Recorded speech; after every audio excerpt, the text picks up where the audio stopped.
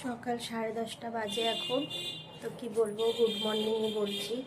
Good morning. আজকে আমার জন্য মর্নিং ভালো নয়। কাল থেকেই তোমরা জানো আমার জেনির শরীর খুব খারাপ, সারা রাত ঘুমাতে পারিনি ওর জন্য।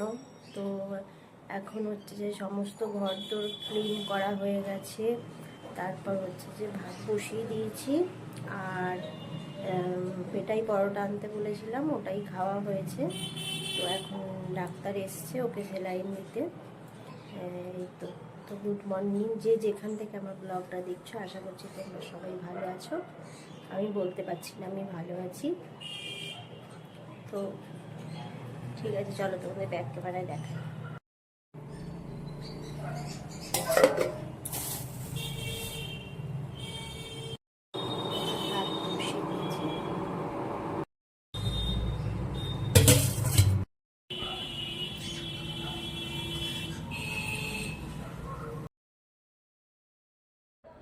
এইটা শুক্রবারের ভিডিও।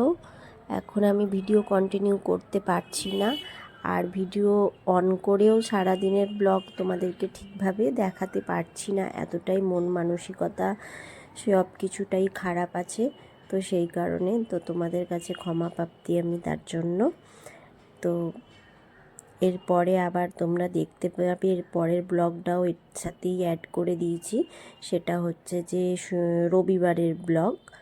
তো রবিবারের মাঝখানে শনিবার একদম ওর খুব খারাপ অবস্থা ছিল, সেই জন্য করতে পারিনি। আবার দুপুরে খাওয়ার সময় তোমাদের সামনে এসেছিলাম, আর আসা হয়নি। তারপর শুয়েই ছিলাম, শুয়ে ভিডিও এডিট করলাম, তোমাদের কাছে পোস্ট করলাম। তারপর হচ্ছে যে এখন উঠে জামা ছাড়লাম, ছেড়ে সন্ধে দিলাম। সন্ধে দিয়ে এবার হচ্ছে চাটা করব, খাওয়া হবে। তো মন মানসিকতা তো ভালো নেই, সেই জন্য ভিডিও ঠিক করে করতে পারছি না আমি। নিজের শরীর খারাপ, আবার যদি জেনির শরীর খারাপ। ব্লগটা রান্নাঘর থেকেই শুরু করলাম। শুভ সকাল বন্ধুরা, আশা করছি তোমরা সবাই ভালো আছো, আমিও আছি, চলে যাচ্ছি। তো দুদিন তো ব্লগ করতেই পারিনি, একদম নিজেরও শরীর খারাপ আর আমার জেনিরও শরীর খারাপ। তো ডাক্তার আসছে, সেলাই নিচ্ছে, ইঞ্জেকশন দিচ্ছে। তো আজকেও রীতিমতন এখন বাজে সকাল 9টা, ডাক্তার চলে এসছে, আর আমি এখন চলে এসেছি চা বসাতে, চা করবো বলে। আর দুদিন ধরে তো মানে রান্না খাওয়া সেরকমভাবে কিছুই হয়নি, খাওয়া দাওয়া হয়নি। ওই সকালে কালকে একটা পরোটা খেয়েছিলাম, আবার সেই রাত্রিরে গিয়ে দুটো পরোটা খেয়েছি। ঘরে ভাত রান্নাও হচ্ছে না, কিছু নয়। মানে এতটাই আমার শরীরের থেকে বেশি আমার জেনির শরীর খারাপ বলে। তো আজকে যাই হোক, রীতিমতো ওরমভাবে তো পড়ে থাকলে চলবে না, সেই জন্য আজকে না, সকাল সকাল উঠে আমাকে আমার কাজগুলো আগে করতে হবে। এরমভাবে আমি পড়ে থাকলে আমার পরিবারেরও অসুস্থ, মানে খুবই ওদেরও অসুবিধা হবে। মেয়ের পড়াশোনা, হাজব্যান্ডের বিজনেস, সমস্ত কিছুতে ব্যাঘাত ঘটবে।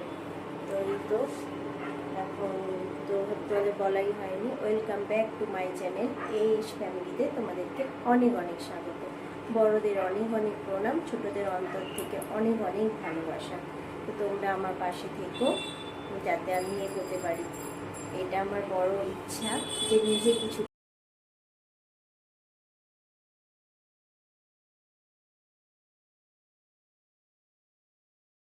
এই যে চা বসিয়ে দিয়েছি, রান্নাঘর ক্লিন করা ছিল না, সকালবেলায় করলাম, করে একদম বাসন টাসন মাজলাম।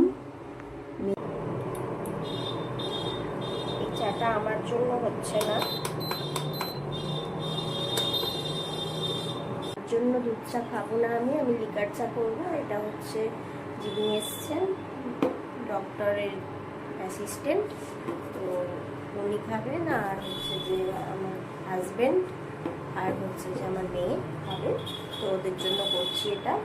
আর সকালবেলায় উঠে আগে বেডশিট চেঞ্জ করে নিয়েছি, নিয়ে একদম ঘর ঝাড় টাড় দিয়ে একদম ফ্রেশ করে নিয়েছি, করে নিয়ে তারপর কিচেন পরিষ্কার করে একদম নিজে ফ্রেশ হয়ে নিয়েছি, হয়ে তারপর তোমাদের সাথে ব্লগটা শুরু করছি। অনেক কাজ।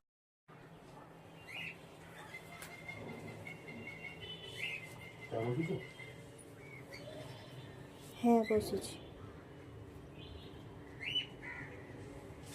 আমাকে কিন্তু দুধ চা খাওয়ার জন্য বলবে না, ঠিক আছে?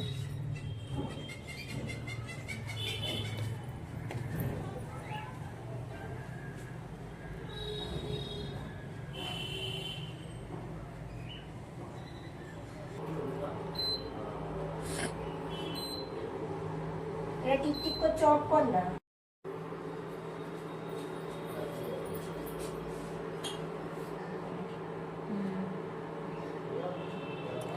আমি কিছু খাবো না, শুধু চা খাবো।